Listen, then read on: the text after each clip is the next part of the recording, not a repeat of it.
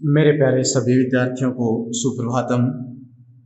Chapter number 4 चल रहा है विद्युत धारिता, जिसके अंतिम पड़ाव में है अपन। लास्ट टॉपिक अपना है आवेशित चालकों के संयोजन से आवेशों का पुनर्वितरण एवं ऊर्जा हानि। काफी महत्वपूर्ण टॉपिक है, परीक्षा की दृष्टि से काफी बार एग्जाम में पूछा गया है। तो आवेशित चालकों का संयोजन अपन अगर करें तो आवेशों का पुनर्वितरण कैसे होगा और ऊर्जा हानि कैसे होगी, वो अपन पढ़ने जा रहे हैं। तो सबसे पहले अपन इसमें दो टॉपिक हो गए, एक आवेशों का पुनर्वितरण और एक ऊर्जा हानि। तो पहला पढ़ रहे हैं अपन आवेश पुनर्वितरण। आवेश पुनर्वितरण मीन्स वो आवेशित हैं पहले से ऑलरेडी, जब आप उसको संयोजक तार से जोड़ेंगे तो आवेश पुनर्वितरण होगा, मीन्स आवेश का स्थानांतरण होगा एक से दूसरे में। तो क्या क्या प्रभाव अपने को देखने को मिलते हैं, ठीक है। तो मैंने मान लिया कि अपने पास में दो चालक हैं, चालकों को नाम दिया है ए व बी, ठीक है। दोनों की धारिताएं हैं C1 व C2, दोनों की गोलीय चालक हैं, त्रिज्याएं हैं R1 और R2, ठीक है। दोनों को अपन ने Q1 और Q2 आवेश से आवेशित कर रखा है। तो जब आप आवेशित करोगे तो उनके कारण क्या होगा, विभव उत्पन्न होगा। तो वो मान लिया कितना है V1 और V2, ठीक है। ये स्थिति कब है, जब आपने उनको प्रारंभ में आवेशित कर रखा है। दो विलगित गोलीय चालक मान लिए थे, ए व बी उनको नाम दिया है, उनकी धारिताएं C1 व C2 हैं, क्रमशः त्रिज्या R1 व R2 हैं, दोनों का आवेश Q1 व Q2 है और आवेशित होने से उन पर विभव V1 व V2 है, ठीक है। तो देखो ये एक चालक है गोलीय चालक और ये दूसरा गोलीय चालक, दोनों को कुचालक स्टैंड पे रख रखा है। दोनों विलगित हैं इसलिए अपन इनको कुचालक स्टैंड पे रखा हुआ है, ठीक है। इसकी त्रिज्या है R1, इसकी त्रिज्या है R2, ये त्रिज्या R2, इसको A नाम दिया है, इसको नाम दिया है B, इसको आवेश अपन ने दिया है प्लस Q1, जो कि इसकी संपूर्ण सतह पर समान रूप से फैल जाता है। इसको आवेश दिया है Q2, जो इसकी संपूर्ण सतह पर समान रूप से फैल जाता है। और इस आवेश के कारण इस पर उत्पन्न विभव V1 और इस पर उत्पन्न विभव V2। इसकी धारिता मान रखिए C1, इसकी धारिता है C2। ये स्थिति है जब ये दोनों विलगित हैं, एक दूसरे से पृथक पृथक हैं। तो उस स्थिति में मैं ये कहूँगा कि संयोजन से पूर्व आवेशों की बात चल रही है। तो आवेश के लिए एक समीकरण अपने पढ़ी हुई है, संधारित्रों के लिए भी आवेश के लिए भी, Q = CV पढ़िए अपने इक्वेशन। तो उसी के लिए अपन इसके लिए इक्वेशन लिख रहे हैं। तो पहले A पर चार्ज Q1 बराबर C1 V1, ठीक है। पहले का चार्ज Q1, पहले की धारिता और गुणा पहले का विभव। दूसरे के लिए लिखूं तो Q2 = C2 V2, ठीक है। दोनों को अपने पृथक पृथक आवेश लिख दिया। तो इन दोनों चालकों से एक निकाय मान सकते हैं अपन इन दोनों चालकों का। तो अपन ये कहें कि दोनों चालकों का या निकाय का कुल आवेश, मैं यदि कहूँ कि कुल आवेश Q है तो Q बराबर क्या होगा, Q1 प्लस Q2। Q1 और Q2 का मान रखोगे तो मिलेगा Q = C1 V1 और प्लस C2 V2। मान लिया ये समीकरण नंबर 1 है, ठीक है। अब अपन ने क्या किया, इन दोनों जो आपके पास में चालक थे, ये स्थिति जो है, यहाँ पे दो डायग्राम ड्रॉ करेंगे अपन, ये संयोजन से पूर्व है। अब मैं एक बार फिर से इनको रिपीट करता हूं। ये पुनः अपना चालक था जो कुचालक स्टैंड पे रखा हुआ है, जिसकी त्रिज्या है R1।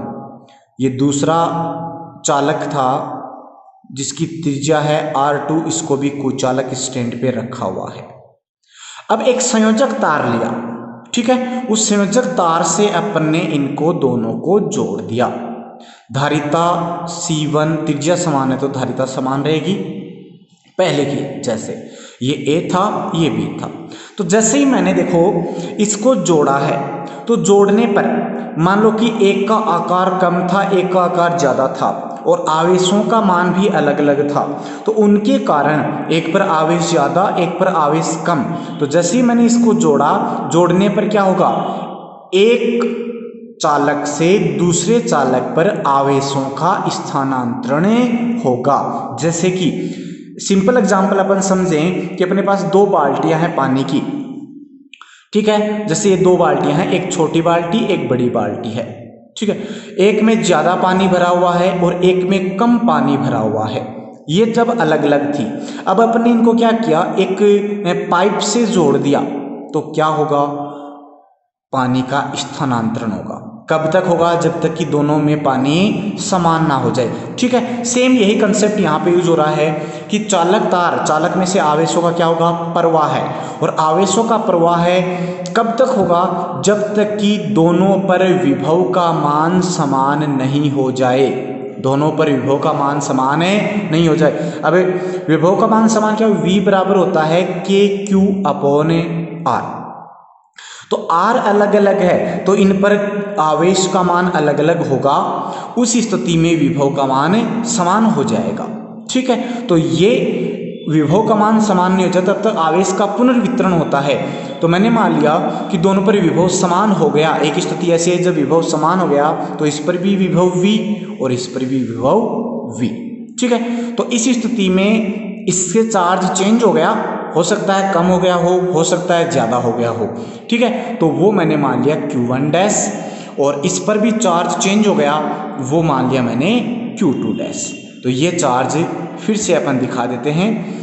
तो इस प्रकार से ये आवेशों का पुनर्वितरण हो चुका और ये स्थिति है संयोजन के बाद की, ठीक है।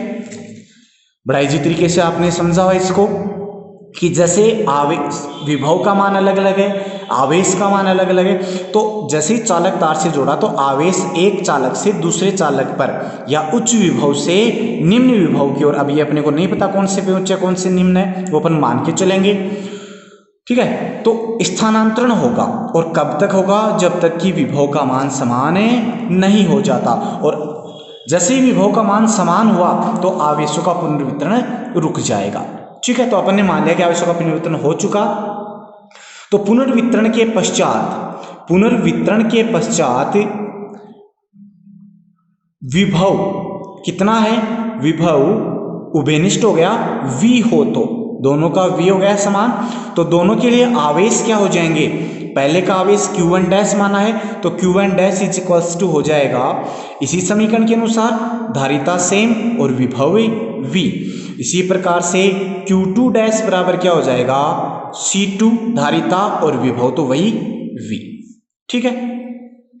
इसी स्थिति में कुल आवेश, पुनर्वितरण के पश्चात कुल आवेश एक दूसरे पर स्थानांतरित हुआ है, ना कि उत्पन्न हुआ है या नष्ट हुआ है। स्थानांतरित हुआ तो मान लो कि पहले इस पर 5 था इस पर 8 था, मान लिया, तो इस पर हो गया फिर 8, इस पर मान लो 6 था इस पर 8 था, टोटल हो गया 14, तो इस पर हो जाएगा 7, इस पर हो जाएगा मान लो 7, लेकिन आवेश का मान तो समान रहा ना कुल, तो यहाँ पर है कि कुल आवेश जो है वो समान है, तो ये बनेगा Q1 प्लस Q2। तो Q is equals to Q1 की वैल्यू C1, इन दोनों में देखो V कॉमन आ रहा है तो मैं ये लिख देता हूँ C1 plus C2 into V। आवेश संरक्षण नियम यही कहता है जो मैंने अभी बताया, आवेश को ना तो उत्पन्न कर सकते हैं ना ही नष्ट कर सकते हैं, एक से दूसरे पर ट्रांसफर कर सकते हैं, तो अपन ने स्थानांतरित किया है। तो निकाय जो दोनों आपके पास में चालक थे उस निकाय का संयोजन से पूर्व भी आवेश Q था तो संयोजन के बाद भी आवेश Q ही रहेगा, तो समीकरण 1 व 2 आपस में क्या होंगी, बराबर होंगी। तो अपन कह सकते हैं कि आवेश संरक्षण नियम से, कौन से नियम से, आवेश संरक्षण नियम से क्या लिखेंगे, समीकरण 1 व 2 बराबर होंगी, तो C1 plus C2 into V बराबर बनेगा C1V1 प्लस C2V2। अपने को उभयनिष्ठ विभव भी चाहिए था V का मान, तो V को अपन ने क्या कहा था, दोनों का कॉमन पोटेंशियल है, दोनों का समान है, उभयनिष्ठ विभव v बराबर क्या बना, C1v1 plus C2v2 upon C1 plus C2। ये समीकरण काफ़ी महत्वपूर्ण है जो आगे न्यूमेरिकल क्वेश्चनों में भी काम आएगी अपने। इसको अपने को याद भी रखना है कि उभयनिष्ठ विभव कोई दो चालक है जिनकी धारिताएं C1v1 है, C1c2 हैं, दोनों पर विभव v1 v2 हैं, उनको अगर संयोजित करें तो उनका उभयनिष्ठ विभव ये बनता है। ठीक है, इस प्रकार से इसको आप ऐसे भी लिख सकते हो, v इज टू C1v1 का मान है Q1, तो Q1 plus Q2 upon C1 plus C2, ऐसे भी लिख सकते हैं इसको। तो ये भी अपने पास इसकी एक फॉर्म है, ये अपने नेक्स्ट न्यूमेरिकलों में काम आएगी। ठीक है, ये तो गया उभयनिष्ठ विभव। अब पुनर्वितरण के पश्चात जो आवेश एक से दूसरे पर स्थानांतरित हुए हैं वो किस अनुपात में हुए हैं, तो अपन इन समीकरण की हेल्प लें। ये वाले पुनर्वितरण के पश्चात आवेश किस अनुपात में वितरित हुए हैं, तो इस समीकरण में इसका भाग देने पर तो क्या मिलेगा, Q1 dash upon Q2 dash बराबर C1v अपॉन C2v, v से v कैंसिल आउट, तो क्या मिला, Q1 dash upon Q2 dash is equals to C1 upon C2। देखो आवेशों का पुनर्वितरण का अनुपात जो है, या पुनर्वितरण के पश्चात आवेशों का जो अनुपात है वो उनकी धारिताओं के अनुपात के तुल्य होता है, धारिताओं के अनुपात के तुल्य। तो यहां से ये कह सकते हैं कि जिसकी धारिता ज्यादा उसके पास आवेश ज्यादा गया, जिसके पास धारिता कम उसके पास आवेश कम गया। ठीक है, एक रिजल्ट तो अपने को ये मिला। ये क्वेश्चन ऐसे भी एग्जाम में आता है कि सिद्ध कीजिए कि आवेशित चालकों के संयोजन पर पुनर्वितरण के पश्चात आवेशों का अनुपात उनकी धारिताओं के अनुपात में होता है। ये क्वेश्चन ऐसे भी आता है, तो अपने को यहां तक इस क्वेश्चन को करना होता है। क्लियर है? ओके, नेक्स्ट अपने पास इसी में आगे मान के चलते हैं अपन कि जो दोनों अपने चालक लिए थे, दोनों जो चालक ले रखे हैं ये वाले चालक, तो इनमें विभव v1 इसका v2 इसका, अब किसी एक का ज्यादा है किसी एक का कम है, तभी तो आवेशों का पुनर्वितरण हुआ है। मीन्स एक ऊंचे विभव पर है और एक निम्न विभव पर है। ठीक है, तो मैंने मान लिया कि यहाँ पर जो पहला था A उसका विभव ज्यादा और B का विभव कम था, ये होगा। तो इस स्थिति में जो उभयनिष्ठ विभव है वो क्या होगा, देखो एक सिंपल एग्जांपल से समझें कि A का विभव था 15 और B का विभव था 5। ठीक है, अब दोनों का विभव समान हो गया, समान होकर दोनों का विभव क्या हो गया, 10 इसका हो गया और 10 इसका हो गया। तो ये है V। अब देखो V जो है वो V1 से तो है छोटा और V2 से क्या है, बड़ा है कि नहीं है। V1 से तो है छोटा और V2 से है बड़ा, क्योंकि V1 अपन ने बढ़ा लिया था पहले। तो यही समीकरण मैं लिख रहा हूं कि जब V1 बड़ा है V2 से, तो उस स्थिति में जो उभयनिष्ठ विभव है वो V1 से तो कम हो जाएगा क्योंकि इधर ट्रांसफर हो जाएगा, और V2 से क्या हो जाएगा, ज्यादा हो जाएगा। ठीक है, तो चालक के विभव में कितना परिवर्तन हुआ वो अपन निकाल रहे हैं। तो पहले A के विभव में निकालें, तो चालक A के विभव में परिवर्तन, चालक A के विभव में परिवर्तन क्या होगा, A के विभव में परिवर्तन को डेल से रिप्रेजेंट करें तो V1 इज इक्वल्स टू कितना परिवर्तन हुआ, तो पहले A का विभव ज्यादा था फिर हो गया कम, तो कितना परिवर्तन हुआ, ज्यादा वाले में से कम वाला माइनस कर दें, तो V1 और V का मान अपने को पता है, अभी मैंने कहा इसको याद रखना है। तो del V1 is equals to V1 minus V का मान है C1V1 प्लस C2V2 और अपॉन C1 प्लस C2, ये मान हो गया V का। पूरी समीकरण को एलसीएम ले लिया अपने, एलसीएम लिया तो अपने को एलसीएम कितना आया, C1 प्लस C2, 1 अपॉन में 1, तो इसको सोल्व करेंगे तो ये दोनों टर्म इससे मल्टीप्लाई होंगी, C1V1 और प्लस में C2V1। ठीक है, फिर ये टर्म साथ ही बाहर माइनस चिन्ह है तो माइनस C1V1 और ये माइनस हो गया फिर से माइनस C2V2। देखो ये कैंसिल आउट हो गया, तो क्या मिला, डेल V1 बराबर अपने को इन दोनों में से देखो C2 कॉमन आ गया, C2 V1 minus V2 upon C1 plus C2। ये अपनी नेक्स्ट समीकरण आ गई जो भी थी, ये समीकरण 3 मान लो। ठीक है, इतना चालक ए के विभव में क्या हुआ, परिवर्तन हुआ। तो चालक बी के विभव में परिवर्तन कितना, तो चालक बी के विभव में परिवर्तन, चालक बी के विभव में परिवर्तन डेल V2, पहले V2 था, फिर बढ़कर कितना हो गया, V हो गया, तो परिवर्तन ज्यादा में से कम V माइनस V2। ठीक है, V का मान अपने को पता है, तो V का मान होता है C1 V1 plus C2 V2 upon C1 plus C2 और माइनस क्या है V2।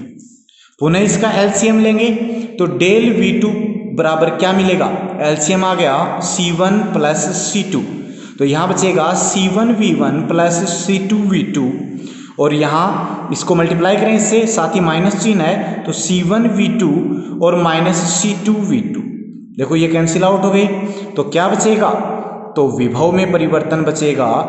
C1 दोनों में से कॉमन भी आ रहा है C1, तो V1 minus V2 upon C1 plus C2, ये समीकरण नंबर 4।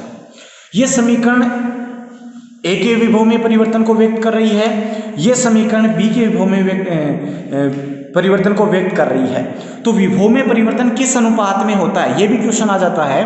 तो 5, 3 और 4 में, तो समीकरण 3 में 4 का भाग दें अपन, 3 में 4 का भाग दें तो मिलेगा del V1 upon del V2 is equals to, देखो इसमें अपन इससे डिवाइड कर रहे हैं, तो ऊपर है V1 माइनस V2, इधर भी V1 minus V2 cancel out हो गया, अपॉन में C1 प्लस C2, इधर भी C1 plus C2 cancel out हो गया, तो यहां तो बच गया C2 और यहां बच गया C1। तो यहां देखो del V1 upon del V2 बराबर C2 अपॉन C1 मिला है, तो यहां से क्या मिला है कि पुनर्वितरण के पश्चात जो आवेश विभव में जो परिवर्तन का अनुपात है वो उनकी धारिताओं के अनुपात का व्युत्क्रम होता है। मीन्स जिसकी धारिता ज्यादा है, जिसकी धारिता ज्यादा है, व्युत्क्रमानुपाती देखो डेल V1 व्युत्क्रमानुपाती C1 के, तो अगर धारिता ज्यादा तो उसके विभव में परिवर्तन कम होगा, और अगर धारिता कम तो विभव में परिवर्तन ज्यादा होगा। क्लियर है, ये आपके पास में रिजल्ट मिलता है। तो यहां से भी क्वेश्चन आ जाता है कि सिद्ध कीजिए कि विभव में परिवर्तनों का अनुपात उनकी धारिताओं के व्युत्क्रम के तुल्य होता है। ठीक है, तो इस प्रकार से, तो ये तो हो गया आवेशों का पुनर्वितरण। नेक्स्ट अपना इसी में आता है ऊर्जा हानि। नेक्स्ट जो पॉइंट था अपना वो क्या था, पुनर्वितरण एवं ऊर्जा हानि। तो ऊर्जा की हानि क्या हुई, जैसे अपने देखो इनको जोड़ा है, जैसे अपने इसको जोड़ा है तो संयोजक तार का कुछ ना कुछ प्रतिरोध तो होगा, और प्रतिरोध होगा तो उसके परिणाम स्वरूप यहाँ पे जब आवेश इसमें प्रवाहित होंगे तो उस प्रक्रिया के दौरान यहाँ जो ऊर्जा है वो ऊर्जा की कुछ मात्रा उष्मा के रूप में उत्सर्जित होती है। हीट करेगा, उष्मा के रूप में उत्सर्जित होगी, तो वो ऊर्जा क्या होगी, लॉस होगी, वो ऊर्जा की क्या होगी, हानि होगी। तो वो ऊर्जा की हानि कितनी हुई वो अपने को निकालनी है। कल अपने पढ़ा था कि जो संचित ऊर्जा होती है किसी चालक की वो कितनी होती है। अगर आपको याद हो तो उसकी 3 अपन ने टर्म्स निकाली थी, उसमें से एक टर्म C और V की फॉर्म में भी थी, वो की 1/2 CV²। याद आया कुछ, कल अपने पढ़ा था कि जो संचित ऊर्जा है संधारित्र की या चालकों की वो थी U = 1/2 CV²। ठीक है, तो इसी के आधार पर अपन ऊर्जा हानि निकालेंगे। तो संयोजन से पूर्व ऊर्जा कितनी थी, तो संयोजन से पूर्व कुल ऊर्जा, कुल स्थितिज ऊर्जा U = पहले की स्थितिज ऊर्जा प्लस में दूसरे की। कल पढ़ी थी ये बात कि जो परिणामी स्थितिज ऊर्जा होती है वो प्रत्येक संधारित्र की स्थितिज ऊर्जा के योगफल के तुल्य होती है। तो पहले की स्थितिज ऊर्जा, तो पहले के लिए इस फॉर्म में लिखें तो क्या बनता है, U = 1/2। ठीक है, C पहले के लिए थी 1 और V था संयोजन से पूर्व V1। Square plus 1/2 C2V2 square. ये तो संयोजन से पूर्व ऊर्जा आ गई। ठीक है, तो संयोजन के पश्चात कितनी, तो संयोजन के पश्चात निकाय की कुल ऊर्जा, निकाय की कुल ऊर्जा कितनी होगी भाई, U डैश मान ले, क्योंकि चेंज हो गई, लॉस हुआ कुछ ना कुछ, परिवर्तित हुई है तो U डैश, तो पहले के में भी कुछ परिवर्तन हुआ और दूसरे में भी कुछ परिवर्तन हुआ। क्यों हुआ, विभव से हुआ भाई, धारिता तो सेम है लेकिन विभव इसका V1 भी V हो गया और V2 भी V हो गया। कब, संयोजन के बाद आवेशों के पुनर्वितरण में। तो क्या हुआ, तो अपने पास में समीकरण बनेगी U dash is equals to U1 dash की वैल्यू हो जाएगी 1/2 C1V स्क्वायर। धारिता तो C1 ही रहेगी लेकिन जो विभव है वो V हो गया। इसी प्रकार 1/2 C2V स्क्वायर। ठीक है, इसमें से देखो V स्क्वायर कॉमन आ रहा है क्या, और 1/2 भी, तो 1/2 C1 प्लस C2 और V स्क्वायर। V का मान तो अपने को पता है, चूंकि V बराबर होता है उभयनिष्ठ विभव C1V1 plus C2V2 upon C1 plus C2 होता है क्या, रखो मान। तो U डैश बराबर क्या मिला, 1/2 C1 प्लस C2 मिला। V स्क्वायर का मान रखा तो C1V1 प्लस C2V2 इसका square upon C1 plus C2 का भी स्क्वायर। तो एक से एक पावर कैंसिल आउट हो गई, तो U dash is equals to क्या मिला, वो मिला 1/2 C1V1 प्लस C2V2 का whole square upon C1 plus C2। ये समीकरण अपनी नेक्स्ट है। ये तो एक हो गई, ये दो। तो संयोजन से पूर्व तो ऊर्जा थी ये, और संयोजन के पश्चात उनकी ऊर्जा हो गई ये। तो ऊर्जा की हानि कितनी हुई, तो पहले वाली ज्यादा थी, हानि तभी हुई। तो ऊर्जा की हानि डेल यू, ऊर्जा हानि को किससे डिनोट किया है, डेल यू से। तो डेल यू बराबर बनेगा U minus you dash. U का मान समीकरण 1 से और U डैश का मान समीकरण 2 से, तो बनेगा 1/2 C1V1 square plus 1/2 C2V2 square. ये तो गया U का मान। ठीक है, U डैश का मान माइनस 1/2 C1V1 प्लस C2V2 का square upon C1 plus C2। ठीक है, अब देखो यहां पे 1/2 तो पूरे में से कॉमन आ रहा है क्या, 1/2 कॉमन। ठीक है, और C1 प्लस C2 क्या आ रहा है, LCM आ रहा है। तो देखो डेल U इज इक्वल्स 1/2 तो पूरे में से ले लिया कॉमन, और ये LCM ले लिया C1 प्लस C2। अब देखो यहाँ 1 अपॉन में यहाँ भी 1, तो C1 प्लस C2 इस पूरी टर्म से मल्टीप्लाई होगा, तो दो टर्म मिलेंगी। पहले C1 से मल्टीप्लाई करें तो C1 स्क्वायर V1 स्क्वायर, फिर C2 से करें तो plus C1 C2 V1 square. ठीक है, ये हो गया अपने पास। ठीक इसी प्रकार इसको करेंगे तो बनेगा C1 C2 V2 square plus में C2 स्क्वायर V2 स्क्वायर। ठीक है, ये अपने पास कंप्लीट। फिर माइनस साइन, इसको इससे डिवाइड किया, 1 को मल्टीप्लाई इससे करेंगे तो होल स्क्वायर ओपन करें, तो साथ ही अपन होल स्क्वायर ओपन करने के साथ ही चिन्ह भी चेंज कर दें, बिकॉज इसमें प्लस आएंगे तो माइनस। तो ये बनेगा C1 square V1 square minus C2 square V2 square minus 2 C1 C2 V1 V2। ये अपने पास टर्म बनती है। देखो अब इसमें से कुछ कैंसिल आउट हो रहा है क्या, C1 स्क्वायर V1 स्क्वायर ये cancel out, C2 square V2 square ये कैंसिल आउट। अब इसमें देखो C1 C2 है, C1 C2 है, C1 C2 है, मतलब C1 C2 कॉमन आ गया। तो क्या बना, del U is equals to 1/2 C1 C2 common आ गया, अपॉन में था C1 प्लस C2, क्या बच गया, यहाँ बचा V1 स्क्वायर, यहाँ बचा प्लस का V2 स्क्वायर और वहाँ बचा 2V1 V2।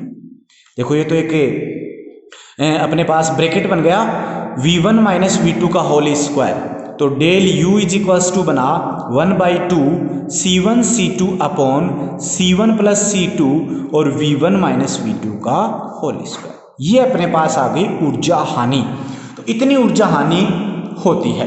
ठीक है, अब इसमें अपन क्या करें, केस ले लें, रिजल्ट देखते हैं। केस फर्स्ट है, केस फर्स्ट ये लें कि यदि V1 बराबर V2 हो, अर्थात पुनर्वितरण से पहले ही दोनों का जो विभव है वो क्या हो, समान हो।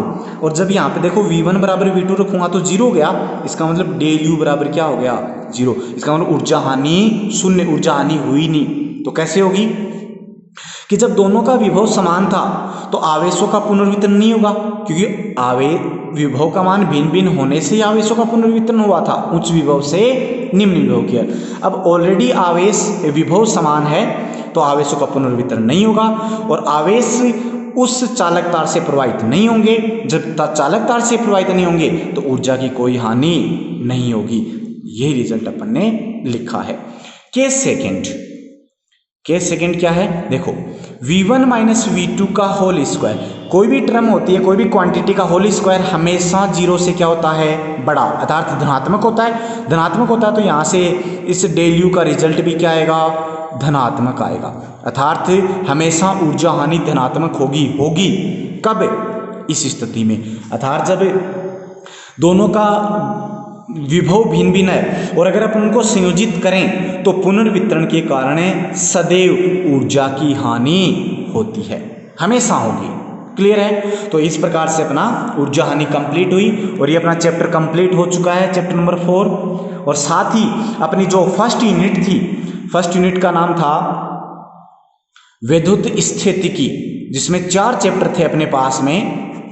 4 चैप्टर थे, पहला था विद्युत आवेश, फिर गाउस का नियम अनुप्रयोग, विद्युत विभव और विद्युत धारिता।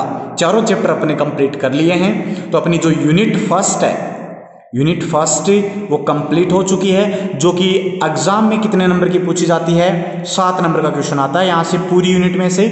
तो वो अपने पास कंप्लीट हो चुका है। ठीक है, अब इससे जो भी आपके रिलेटेड जो क्वेश्चंस थे उनको अपन देखते हैं।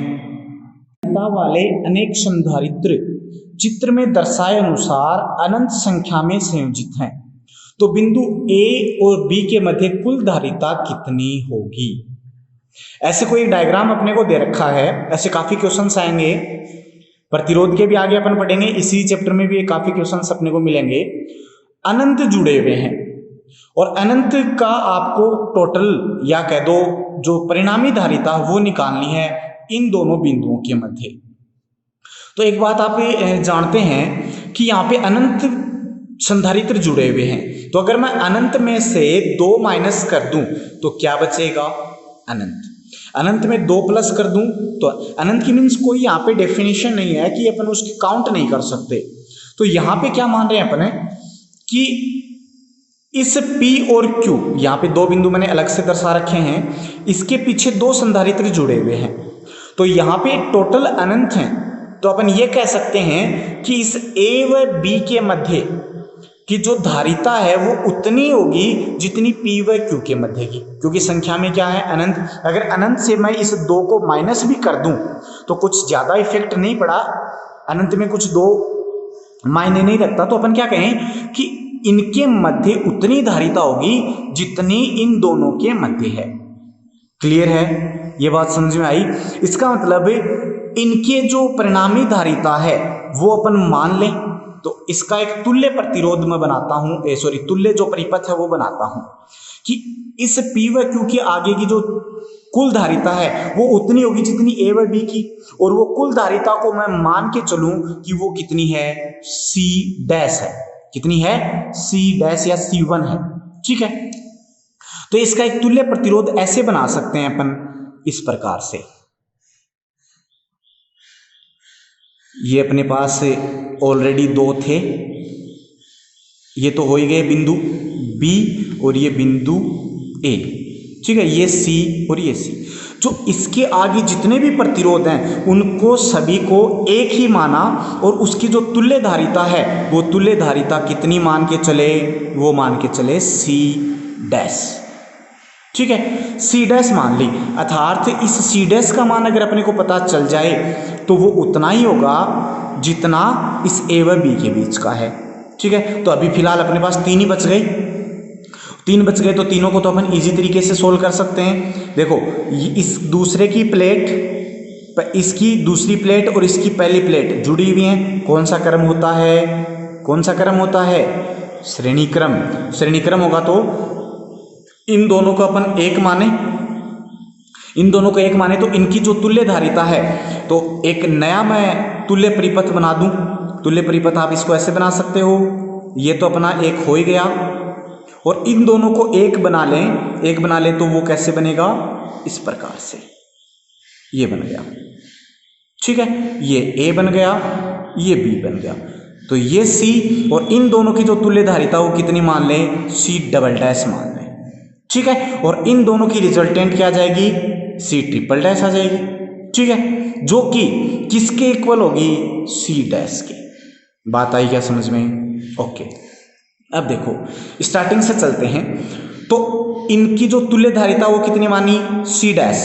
C डैश मानी तो इन दोनों का जो तुल्य धारिता है वो कितनी हो जाएगी, तो C डबल डैश का मान कितना, C double dash is equals to, कैसे निकालोगे, फॉर्मूला था जब श्रेणी क्रम में होते हैं, मैं एक बार लिख देता हूं। श्रेणी क्रम में तुल्य धारिता 1/CS, 1/C1 प्लस 1/ क्या थी, C2, याद है 1/CS बराबर क्या थी, 1/C1 प्लस 1/C2। तो यहाँ 1/C डबल डैश बराबर क्या है, 1/C1 मीन्स C, और plus 1/C2 means C dash.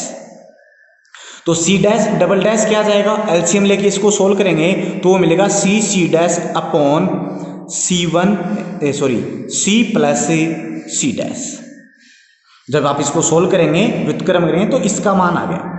अब ये इसके साथ में क्या है, समांतर क्रम में। तो समांतर क्रम में क्या होता है, समांतर क्रम में क्या होता है, CP बराबर होता है C1 प्लस C2 होता है। तो यहाँ इन दोनों की जो रिजल्टेंट है वो मालूम है, C ट्रिपल डैश है, वो बराबर क्या होगी, वो होगी C1 मीन्स C और plus C2 means C double dash, C double dash. तो C डबल डैश का मान, साथ ही एक बात और बता दूं अभी आपको, अभी अपन ने कहा था कि A व B के मध्य की तुल्य धारिता C ट्रिपल डैश से डिनोट किया, और वो उतनी होगी जितनी P व Q के मध्य की थी। तो P व Q के मध्य की तो कितनी थी, C डैश। तो यहां से मैं क्या लिख सकता हूं कि C ट्रिपल डैश बराबर क्या होगी, C डैश के। ठीक है, तो यहां से बनेगा C डैश बराबर C plus C double dash का मान रखो, C dash upon C plus C dash रख दिया। एलसीएम ले लो इसका, एलसीएम लेंगे तो C dash is equals to, LCM आ गया C प्लस C डैश, क्या बनेगा, ये इधर मल्टीप्लाई होगा, दोनों से इनसे मल्टीप्लाई होगा तो ये बनेगा C स्क्वायर। ठीक है, प्लस में C डैश और प्लस में C डैश, ये वाला आ गया। ठीक है, क्रॉस मल्टीप्लाई किया इसको तो क्या मिलेगा, C dash plus C dash square is equals to C square plus C dash plus C dash. एक से कैंसिल आउट हो गया, एक C डैश का मान चाहिए तो C डैश में इसको समीकरण बना लो, C dash square minus C dash और माइनस C स्क्वायर बराबर 0। ये समीकरण बन गई, 10th क्लास में पढ़ा था द्विघात समीकरण, किसमें, C डैश में। और जिसमें द्विघात समीकरण होती है उसमें अपन मान निकाल लेते हैं। तो यहाँ पे जब अपन इसको सोल्व करेंगे तो श्रीधराचार्य जो सूत्र होता है उसकी सहायता से सोल्व करेंगे अपन। और श्रीधराचार्य सूत्र क्या होता है, श्रीधराचार्य सूत्र अपने पास समीकरण होती है, मान लो यहाँ पे बता देता हूँ, जैसे कोई समीकरण होती है A square plus BX plus C is equals to 0, तो यहाँ पे AX स्क्वायर ऐसे ले लो, AX स्क्वायर। ठीक है, तो x का मान आता है -b plus minus under root B square, और फिर आता है -4AC और अपॉन में आता है 2a। ये श्रीधराचार्य सूत्र अपने पढ़ा है 10th क्लास में, इसी का यूज करेंगे अपन। तो देखो, तो यहां से C डैश बराबर क्या बनेगा, माइनस बी मतलब है यहाँ पे माइनस का सी, तो माइनस माइनस हो गया प्लस का C, plus minus under root B square means C square minus 4। A का मान 1 है और सी का मान है माइनस का सी स्क्वायर और अपॉन में 2 इंटू ए मीन्स 1। ठीक है, इसको सोल्व करें तो सी डैश बराबर क्या मिलेगा, सी प्लस माइनस, ठीक है, अंडर रूट में देखो सी स्क्वायर और माइनस माइनस प्लस हो गया, प्लस 4c स्क्वायर और अपॉन 2 बन गया। ये क्या बना, C dash is equals to C plus minus under root में बन गया 5c स्क्वायर और अपॉन 2। यहां से सी स्क्वायर जब अंडर रूट से बाहर आएगा तो क्या बनेगा, सी डैश बराबर है सी प्लस माइनस सी अंडर रूट 5 और अपॉन 2, दोनों में से सी कॉमन आ गया तो रिजल्ट मिलेगा C dash is equals to C 1 plus minus under root 5 और अपॉन 2। ये अपने को रिजल्ट मिलता है। तो एक तो मिलेगा प्लस और एक मिलेगा माइनस, लेकिन कभी भी अपने पास में धारिता ऋणात्मक नहीं होती तो धनात्मक होगी, तो इसका फाइनल जो रिजल्ट आएगा सी डैश बराबर मिलेगा सी 1 प्लस अंडर रूट 5 और अपॉन 2। ये इसका आता है आंसर। तो इस प्रकार से आप इसको सोल्व करें। अगर ऐसे और भी क्वेश्चंस होते हैं अनंत के लिए तो उनको अपन इसी प्रकार से सोल्व करेंगे और इसी प्रकार से सोल्व करके अपन उनको हल कर लेते हैं। ठीक है, क्लियर है। नेक्स्ट क्वेश्चन अपना ये था, काफी अच्छा क्वेश्चन है कि दिए गए चित्र में संयोजित संधारित्रों के लिए बिंदु ए तथा बी के मध्य तुल्य धारिता क्या होगी, इन दोनों के बीच की तुल्य धारिता क्या होगी। तो इसको अपन जो अपना क्वेश्चन है इसको थोड़ा सा रीअरेंज करना होगा। देखो, इसकी प्रथम प्लेट और इसकी प्रथम प्लेट एक साथ जुड़ी हुई हैं। देखो जुड़ी हुई हैं क्या, इसका मतलब ये दोनों कैसे क्रम में हैं, समांतर क्रम में। कैसे हैं, समांतर हैं। इनका दूसरा जो संयोजन वो नहीं है, तो इसको थोड़ा सा रीअरेंज करके एक नया डायग्राम में बनाता हूं। देखो, इन दोनों का ये बिंदु मैंने ए बनाया, ध्यान से देखेंगे ये बिंदु ए हो गया। अब इससे दो संधारित्र जुड़े हुए हैं, तो दो संधारित्र जुड़े हुए तो एक ये और एक ये देखो दोनों जोड़ दिए मैंने। देखो ये जुड़ गया और ये जुड़ गया। ठीक है, अब इसकी जो दूसरी प्लेट है वो इस बिंदु पर जाके जुड़ी हुई है क्या, इसकी दूसरी प्लेट इस बिंदु पर जाके जुड़ी हुई है। ओके, इसको मैं नाम दे देता हूं सी, इसको मैंने नाम दे दिया सी। इसकी दूसरी प्लेट ये, इसको मैंने नाम दे दिया डी। देखो ये दूसरी प्लेट डी पर जाके जुड़ी हुई है तो इसको नाम दे दिया मैंने डी। अब डी से एक संधारित्र और है, वो संधारित्र ये चला और डी से एक संधारित्र ये जोड़ दिया। ये बिंदु कहां जाके जुड़ा, ई पर। मान लिया ई बिंदु है तो ये ई बिंदु मान लिया। अब देखो सी से एक संधारित्र और जुड़ा था, सी से एक संधारित्र और जुड़ा है, ये जुड़ा है, और इसकी दूसरी प्लेट ई बिंदु पर जाके जुड़ी हुई है, तो ये बिंदु ई था अपना, तो इस बिंदु ई पर जाके जुड़ी हुई है, ये जुड़ गई। और ई के बाद में एक संधारित्र जुड़ा हुआ है और वो बिंदु कहां गया, बी पर। और देखो सी और डी के बीच में भी एक संधारित्र है, ये रहा, सी और डी के बीच में भी एक संधारित्र। इस प्रकार से ये डायग्राम बनता है। और ये जो ए और ई के बीच का जो डायग्राम बना है ये अपन आगे वाले चैप्टरों में पढ़ेंगे। चैप्टर नंबर 6 में व्हीट स्टोन सेतु, एक व्हीट स्टोन ब्रिज होता है, ये उसके अनुसार बना है। और वो क्या होता है उसमें, देखो जैसे यहाँ पे दो हैं, ये दोनों श्रेणी क्रम में जुड़े हुए हैं और इनका संयोजन किस में जुड़ा हुआ है, समांतर क्रम में। ठीक है, ऐसा संयोजन, ऐसा जो ब्रिज बने हुए हैं और इनके मध्य एक ब्रिज बना हुआ है, तो इसको कहते हैं व्हीट स्टोन सेतु। और व्हीट स्टोन सेतु क्या होता है, उसमें जब वो संतुलन की अवस्था में होता है, ध्यान से सुनेंगे आगे वाले चैप्टर में आएगा, जब वो संतुलन की अवस्था में होता है तो इनकी भुजाओं का अनुपात वो समान होता है। जैसे मैं सिंपल भाषा में बात करूं तो यहाँ पे भुजा पे मान लो कि 2 जुड़ा हुआ था, यहाँ पे इसी से समझ लेते हैं अपन।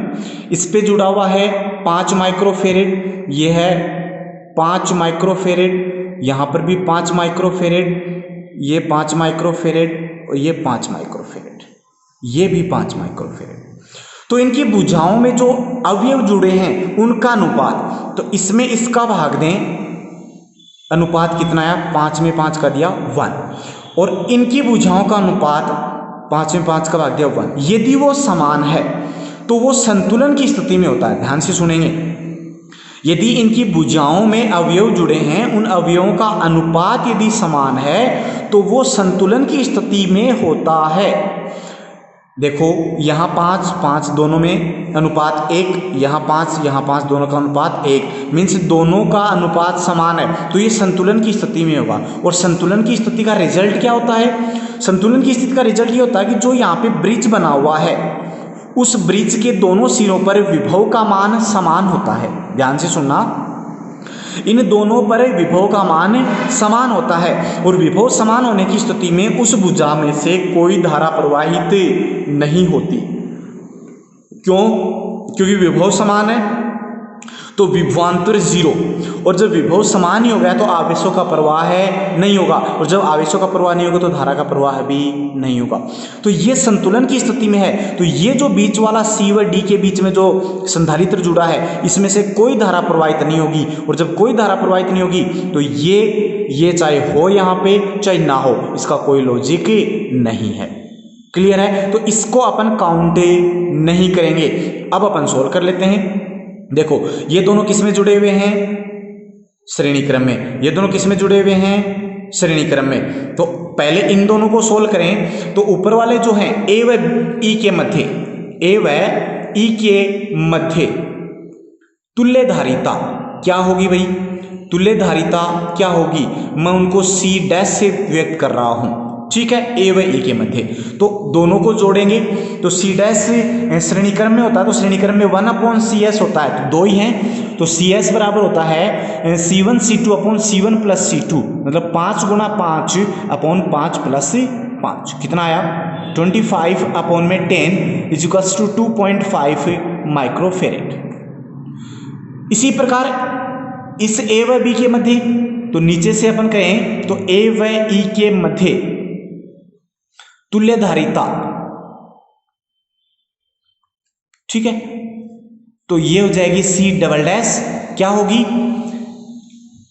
ADE पथ के लिए आप ऐसे लिख सकते हैं, ACE पथ की, ACE पथ की तुल्य धारिता। इसमें भी ऐसे ही ADE पथ की, परिपथ की तुल्य धारिता C डबल डैश क्या बनेगी? फिर से पुनः सेम है, तो ये बनेगा 5 × 5 upon 5 plus 5 is equals to 2.5 microfarad. अब ये देखो इन दोनों को यहाँ पे अगर अपन बात करें कि एक संधारित्र है जो कि 2.5 माइक्रोफेरेड का है, इन दोनों का एक संधारित्र है, तो वो दोनों आपस में कैसे हो गए? समांतर क्रम में। तो ए व ई के मध्य, अब लिख सकते हैं अपन ए व ई के मध्य तुल्य धारिता, तुल्य धारिता क्या होगी? C ट्रिपल डैश बराबर C, समांतर क्रम है, समांतर में डायरेक्ट जुड़ते हैं, तो C dash plus C double dash, तो ये हो जाएगी C ट्रिपल डैश बराबर 2.5 प्लस 2.5, कितनी होगी? टोटल 5 हो गई वापस से। इसका मतलब ए व ई के मध्य की तुल्य धारिता कितनी है? 5 माइक्रोफेरेड, और 5 आगे है, वो इससे कैसे है? श्रेणी क्रम में। तो अब आ जाएगी ए व बी के मध्य की तुल्य धारिता, ए व बी के मध्य तुल्य धारिता। C नाम दिया उसको अपन ने, तो C मिलेगा।